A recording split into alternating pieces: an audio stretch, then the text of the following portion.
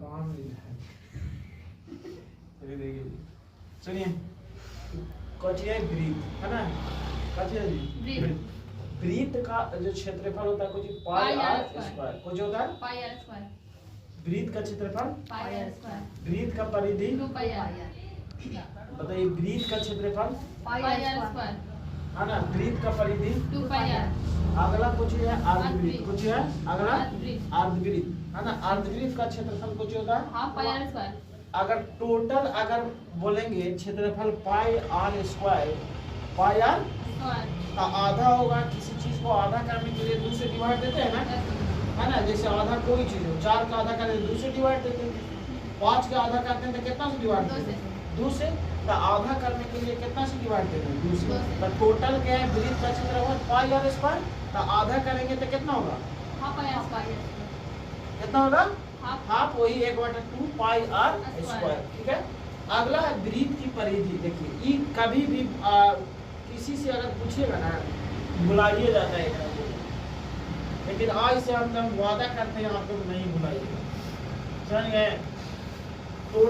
Total mensuration का जितना भी फार्मूला आता आगे आएगा बेलन, बेलन के बाद आएगा शंकु, शंकु के बाद आएगा गोला। ये तीनों चार जो है कभी नहीं भुलाइएगा। पूरा मेंसुरेशन के जितना फार्मूला मेंसुरेशन है ना?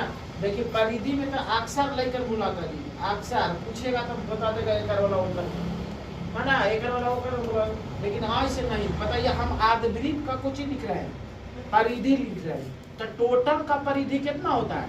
टोटल का परिधि 2 पाई आर। तब आधा के ना लिख रहे हैं तो आधा 2 से डिवाइड देंगे तो 2 से वही खत्म हो गया। तो हमको कितना आएगा? पाई आर होगा ना? काची हो जाएगा? पाई आर होगा। आधा की कुछ होगा पाई आर होगा। अगर टोटल में भागा देंगे वो टोटल के परिधि कुछ होता है 2 पाई आर। अगर आधा करेंगे तो 2 से डिवाइड देंगे तो वही बचा कुछ पाई आर बचा ना परिधि। तो आधा के लिखेंगे पाई आर। लेकिन देखिए ये टोटल आयत है, ब्रीथ है, टोटल कुछ टोटल ब्रीथ है, लेकिन हम आधा ना लिख रहे हैं जी।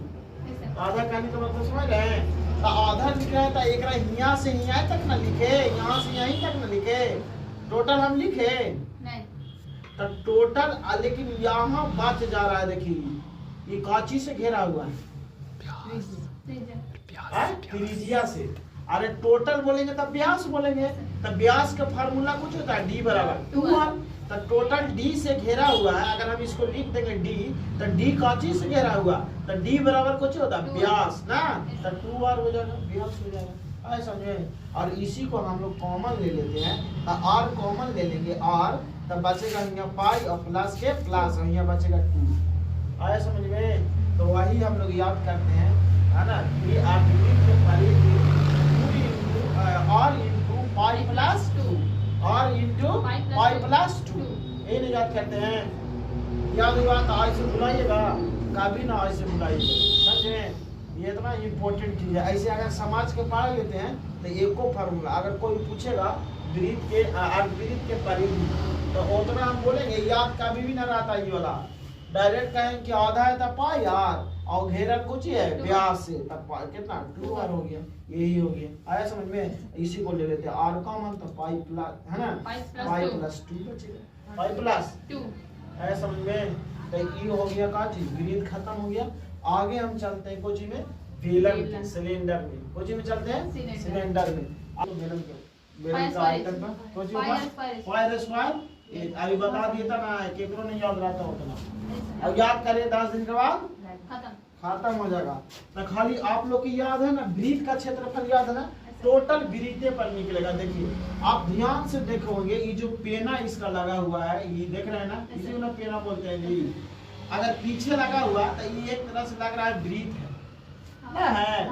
अब ब्रीथ पर है ना, ब्रीथ है, और इसी पर ब्रीथ रखेंगे तब कुछ हाइट होगा ना, होगा जी। और हाइट होगा तो उसको हम हाइट को बोलेंगे कुछ एच, हाइट के तो ये था कुछ ब्रीथ। अरे ब्रीथ था, तब ब्रीथ के क्षेत्रफल का कुछ ही लिखते हैं, पाई आर स्क्वायर लिखते हैं ना। ब्रीथ के क्षेत्रफल क्या लिखते हैं? Pi r square. ब्रीथ के क्षेत्रफल क्या लिखते हैं? Pi r square.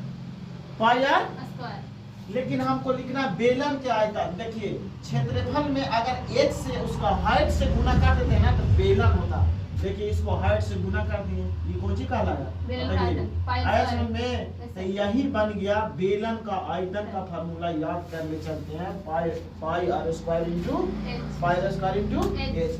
बताइए है ना, ढेर सारे बेलन गोल का रख दीजिए, ढेर सारे, एक शेप हो जाएगा इतना बड़ा तो उसका हाइट बड़ा, हाइट से हाइट कुछ होगा उसको एच माने,